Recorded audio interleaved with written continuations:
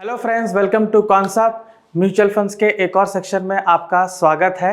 मेरा नाम धर्मेंद्र है। आज हम बात करेंगे म्यूचुअल फंड्स और उसके स्ट्रक्चर के बारे में। ठीक है, देखिए बहुत सी बार आप देखोगे कि आपके सामने बहुत सारे फंड्स आपके सामने आते हैं। ठीक है, कि मुझे इस फंड्स में इन्वेस्ट करना है या बहुत सारी इन्वेस्टमेंट स्कीम आपके सामने जरूर आती है। ठीक है, तो हम कंफ्यूज हो जाते हैं कि हमें उसमें करना चाहिए कि नहीं। ठीक है, और बहुत से लोगों को सवाल भी रहता है कि म्यूचुअल फंड में उसको इन्वेस्ट करना चाहिए कि नहीं, म्यूचुअल फंड रिस्की है या फिर क्या इसके लीगल पैरामीटर्स है, हमें उसके बारे में जांचना जरूर चाहिए। ठीक है, तो हम क्या करते हैं कि जनरली अगर मुझे किसी स्कीम में इन्वेस्ट करना है, कोई भी स्कीम आप पकड़ लीजिए, ठीक है, कि उसका लीगल पैरामीटर्स क्या है ताकि जो इन्वेस्टर्स का इंटरेस्ट है वो प्रोटेक्टेड रहे। आपने देखा होगा कि बहुत सारे स्कीम्स आते हैं कंट्री में, आप न्यूज़ देखते हो कि इसमें कोई बैंक्स है या नॉट बैंक्स, लेकिन आप देखोगे कि बहुत सारे स्कीम्स है। मैं वो सारे स्कीम का नाम नहीं लेना चाहूँगा, लेकिन आपको ऑलरेडी न्यूज़ में सुनाई दिया होगा कि कैसे इन्वेस्टर के साथ फ्रॉड हुआ है। ठीक है, और कैसे आप देखोगे कि वो जितने भी इन्वेस्टमेंट वाले स्कीम थे उनका अगर आप लीगल पैरामीटर चेक करोगे तो बिल्कुल भी आप देखोगे कि हमारे जो जितना भी जो सेबी जो रेगुलेटरी बॉडी है उनकी जो गाइडलाइंस है उसके में बिल्कुल नहीं आता है।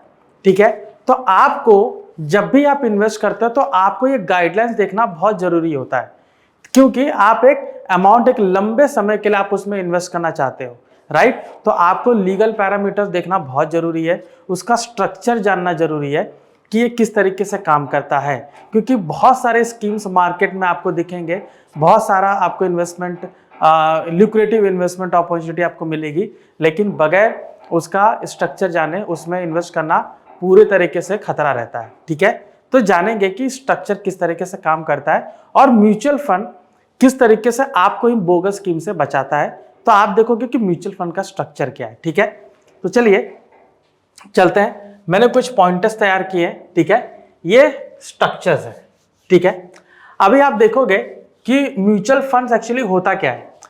ठीक है, म्यूचुअल फंड्स आप देखोगे कि यूजुअली आप देखोगे बहुत सारे इन्वेस्टर्स लोग का पैसा उसमें लोग इन्वेस्ट करते हैं, पूरा अमाउंट पूल किया जाता है और उसको जो सिक्योरिटीज है अलग अलग इंस्ट्रूमेंट में ट्रेड किया जाता है। ठीक है, उसमें इन्वेस्ट किया जाता है और हम वो स्कीम कैसे खरीदते हैं, हम अपने ऑब्जेक्टिव के हिसाब से लेते हैं। हमारा जो फाइनेंशियल गोल्स होता है उसके मुताबिक मैं कोई भी म्यूचुअल फंड को मैं कोई भी म्यूचुअल फंड हो गया मैं उसमें इन्वेस्ट करना शुरू करता हूँ। ठीक है, लेकिन अभी हमने ये तो जान लिया कि मेरा म्यूचुअल फंड, मेरा ऑब्जेक्टिव क्या, मेरा फाइनेंशियल गोल क्या है, लेकिन अगर उसका लीगल स्ट्रक्चर जाने बगैर मैं करता हूँ तो मेरे लिए बहुत दिक्कत आ सकती है। ठीक है, तो म्यूचुअल फंड खास करके कौन रेगुलेट करता है? सेबी। ठीक है, security exchange board of India. ठीक है, जितने भी फंड्स है जो पब्लिक के लिए ओपन रहते हैं, ठीक है, अगर वो सेबी से रेगुलेटेड नहीं है तो मुझे उसमें इन्वेस्ट बिल्कुल भी नहीं करना है।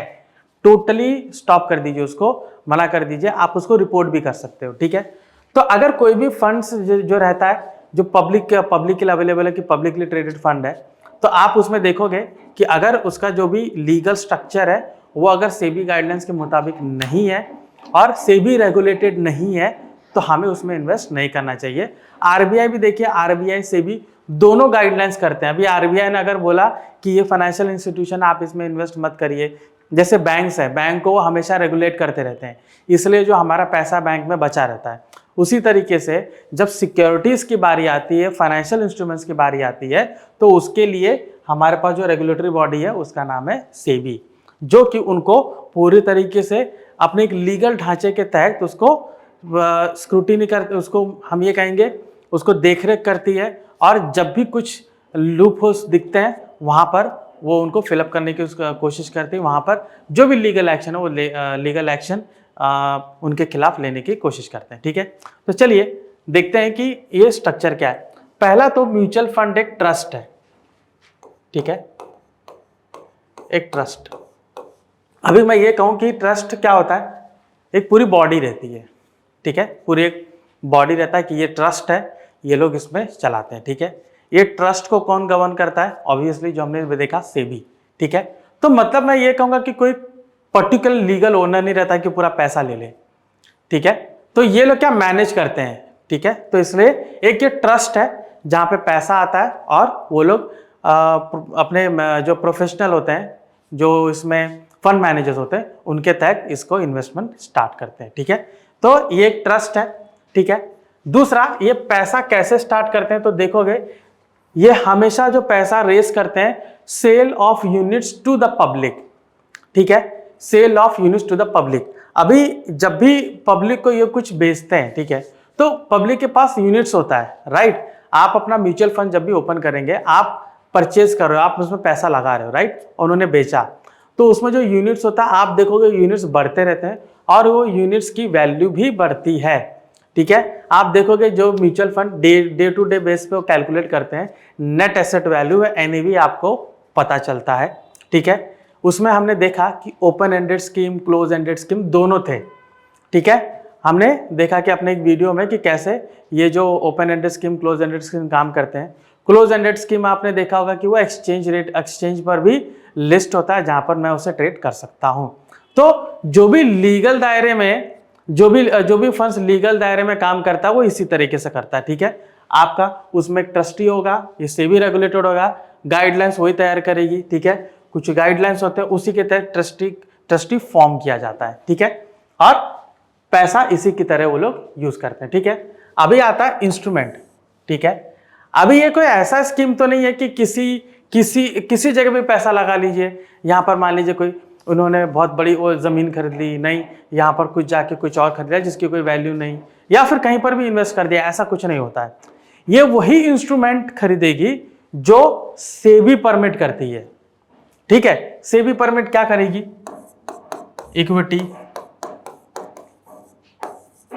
गोल्ड, बॉन्ड्स, करेंसीज, ठीक है, रियल स्टेट्स, ठीक है, golds, bonds, currencies, real estates, equity. और आप देखोगे डेट इंस्ट्रूमेंट में सिर्फ बॉन्ड्स नहीं आते, जैसे एफडीज आते हैं, ठीक है। तो ऐसे ही जितने भी इंस्ट्रूमेंट जो कि सेबी गाइडलाइंस के दायरे में आते हैं, जो सेबी बताती है कि आप ये इंस्ट्रूमेंट खरीद सकते हो, वही इंस्ट्रूमेंट खरीदा जाएगा, ठीक है। तो यहां पर देखिए, जैसे मैंने बताया ट्रस्ट बनाया, उसके बाद पब्लिक से पैसा उन्होंने पूल किया और इन सब इंस्ट्रूमेंट में वो इन्वेस्ट करते हैं, ठीक है। और ये सब भी जो इंस्ट्रूमेंट है, इनको भी आप देखोगे रेगुलेट कौन करता है? सेबी, ठीक है। Everything is regulated by SEBI. तो पैसा वहां पर सेफ रहता है, ठीक है। पैसा वहां पर सेफ रहता है कि किसी के साथ कोई अन्याय नहीं होगा, ओके। अभी आता है ट्रस्ट एक्ट और कस्टोडियन, ठीक है। तो यहां पर आप देखोगे ट्रस्ट एक्ट, ठीक है, एक देखोगे लीगल एक लॉ है, ठीक है, लॉ बनाया गया जिसको ट्रस्ट एक्ट बोला गया है। उसके तहत आप देखोगे म्यूचुअल फंड की स्थापना होती है, ठीक है, उसी के तहत होती है। उसमें कुछ डीड्स बनते हैं जिसके तहत ट्रस्टीशिप भी दिया जाता है, ठीक है। ओनर कौन होगा हम ये कहेंगे, और पूरे बोर्ड का आप देखोगे डायरेक्टर होते हैं। तो ये सारा जो ट्रस्ट एक्ट है वो किसके तहत बनता है? लॉ के तहत, जो इंडियन कॉन्स्टिट्यूशन में जो मेंशन किया गया उस लॉ के तहत यहाँ पर बनता है। हम भली भांति जानते हैं कि लॉ कैसे बनाया जाता है, ठीक है। तो पूरा लीगल दायरे में ट्रस्ट एक्ट, ठीक है। और आप देखोगे कस्टोडियंस जो रहते हैं, जो मैनेज करते हैं, और स्पॉन्सर्स, ठीक है। स्टार्टिंग में आप देखोगे स्पॉन्सर्स होते हैं। ऑब्वियसली हम कुछ भी बिजनेस स्टार्ट कर रहे हैं तो उसमें कुछ स्पॉन्सर्स जरूर लगते हैं, कुछ पैसा उसमें लगाया जाता है, क्योंकि इनिशियली आप अगर मैं कुछ भी स्टार्ट करना चाहता हूँ, मुझे पैसा चाहिए, ठीक है, एक लीगल ऑफिस चाहिए, ठीक है, वेल स्टैब्लिश, मुझे डीड्स बनाने पड़ते हैं, मुझे कुछ सिक्योरिटी रखनी पड़ती है सेबी के पास, फिर मुझे और भी लीगल पैरामीटर्स के तहत मुझे लोगों को रिक्रूट करना पड़ता है कि हम ये करेंगे, और उसके बाद हम ये भी देखेंगे कि उनके भी पेपर्स, लीगल पेपर्स रहते हैं। तो ये सारी चीज़ें की जाती है। तो ये स्पॉन्सर्स लोग जो स्पॉन्सर करते हैं उनके तहत होता है, ठीक है। तो स्पॉन्सर्स लोग करते हैं। अभी स्पॉन्सर्स का मतलब ये नहीं होता कि वो पूरे तरीके से ओनर हो गए, ठीक है, क्योंकि ये पब्लिकली ट्रेडेड फंड है, तो पब्लिक का जनरली होता है। स्पॉन्सर्स मतलब वो इनिशियली वो कैसे स्टार्ट करते हैं उस तहत होता है। बाद में जो इसमें आप देखोगे कि जो एक मैनेजमेंट फीस होती है, इसी के तहत इन सबको पैसा मिलता है, ठीक है। तो हमने ट्रस्ट एक्ट कस्टोडियन देखा, स्पॉन्सर देखा, अभी आता है ऑपरेशंस एंड ट्रस्ट डीड्स। तो जो भी ऑपरेशंस होते हैं, ठीक है, जो भी ऑपरेशंस होते हैं, अभी इसमें अगर ऑपरेशंस की बात करें तो वही हो गया आपका sales, purchase, distribution, listing, right. ये सारी चीजें जो होती है, ठीक है, जो कि आप बोलोगे स्पॉन्सर्स एंड ट्रस्ट डीड, ये सारी चीजें ये लोग करते हैं। मतलब अभी आप देखोगे कि जैसे जो यूनिट्स है उनको सेल करना है, ठीक है, कुछ परचेज करते हैं, जैसे इंस्ट्रूमेंट हो गया वो परचेज करना है, फिर हम देखेंगे लिस्टिंग करना है, डिस्ट्रीब्यूट करना है, लिस्टिंग अभी उनको करना होगा स्टॉक एक्सचेंज में जो क्लोज एंडेड फंड्स होते हैं, तो ये सारा लीगल दायरा होता है। अभी ये आप देखोगे ये जो ट्रस्ट डीड में जो मेंशन क्या होता है उसके तहत किया जाता है, ठीक है। ट्रस्ट डीड तो खैर आप देखोगे वो ट्रस्ट के लिए होता है, बट जो ऑपरेशंस होता है ये उन्हीं के दायरे में होता है, ठीक है। जो उन्होंने बोला गया है कि इतना ही रिस्क हम लेंगे, इसी के मुताबिक करना है, और सेबी हमें इतना परमिशन दे रही है तो इसके मुताबिक मुझे करना चाहिए, ठीक है। तो हमने ये भी देखा कि ऑपरेशन ट्रस्ट डीड क्या होता है, एएमसी, ठीक है। अभी जाहिर सी बात है कि कोई भी जो ऑपरेशन करो या फिर कुछ भी हम बिजनेस करना चाहते हैं या कुछ भी करना चाहते हैं, तो हम ये देखेंगे कि उस पर्टिकुलर जॉब के लिए एक स्पेसिफिक रोल होता है जो कि एक पर्टिकुलर बंदा ही कर सकता है या फिर पर्टिकुलर ग्रुप ऑफ पीपल कर सकते हैं। तो उसके लिए आता है आपका एएमसी, ठीक है।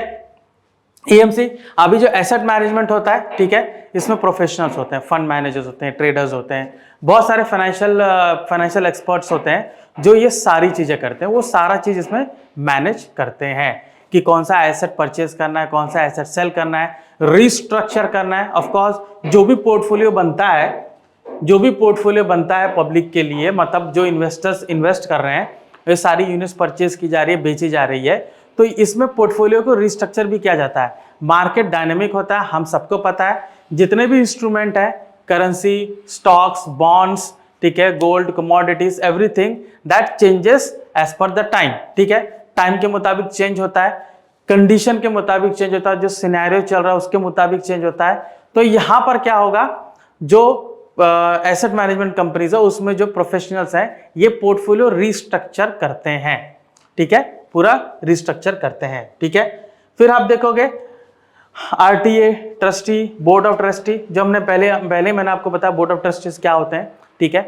फिर आरटीए होता है, ठीक है, रजिस्टर किया जाता है, ट्रांसफर एजेंट, ये सारी चीजें, क्योंकि देखिए होता ये कि जो भी हम यूनिट परचेस करते हैं, जो भी स्टॉक परचेस करते हैं, वो आरटीए के तहत ही होता है, ठीक है, क्योंकि अगर उसको रजिस्टर नहीं किया जाएगा तो वो लीगल दायरे में नहीं होता है, हमारे पास एक प्रूफ होता है। तो ये सारा चीज प्रूफ के बेसिस पर काम किया जाता है। तो ये भी जो लीगल दायरे में है उसके तहत यहाँ पर म्यूचुअल फंड काम करता है। तो यहाँ पर जो मैंने स्टार्टिंग में मैंने जो आपको बताया कि म्यूचुअल फंड का लीगल दायरा क्या है, स्ट्रक्चर क्या है, लीगली उसका स्ट्रक्चर क्या है, हमने वो पॉइंट टू पॉइंट यहाँ पर डिस्कस किया, ठीक है। तो आप देख सकते हो कि कितना ये लीगल है और इसके ऊपर कितना आप देखो प्रेशर है, मतलब प्रेशर इन द सेंस आप देखोगे कि जो सेबी नजर गड़ाए बैठी रहती है कि ये लोग कुछ भी गड़बड़ ना करें, और सेबी का यही बोलते हैं कि रिस्पॉन्सिबिलिटी होता है कि कुछ गड़बड़ ना हो, ठीक है। तो इसके तहत अगर आप ये सारे लीगल पैरामीटर्स चेक करते हो तो आप एक सही जगह पर इन्वेस्ट कर रहे हो, आपको उसमें टेंशन लेने की जरूरत नहीं होती है, क्योंकि बहुत सारे जो बोगस स्कीम्स होते हैं आप उससे बच जाओगे, ठीक है। तो ये सारी चीजें मुझे चेक करने की जरूरत है, और ये सारी इंफॉर्मेशन पब्लिकली अवेलेबल इंफॉर्मेशन होती है, इसमें ऐसा नहीं होता है कि ये स्पेसिफिक लोगों को दिखाया जाता है, ये आप इंफॉर्मेशन इजीली वो फंड से ले सकते हो, ठीक है। उनके वेबसाइट पर भी होती है, कुछ आरटीआई करके भी लेते हैं, बट वेबसाइट पे इजीली अवेलेबल होती है, तो उसमें कोई इशू नहीं है, आप उसके तहत पूरा तरीके से चेक कर सकते हो, ठीक है। तो हमने देखा कि एक म्यूचुअल फंड है उसका लीगल स्ट्रक्चर क्या होता है और हमें क्या क्या उसमें देखना चाहिए, ठीक है। और भी ऐसे जानकारी पूर्ण तत्व जानने के लिए कॉन्सेप्ट से जुड़े रहिए। मैं धर्मेंद्र राजभर, आपका धन्यवाद।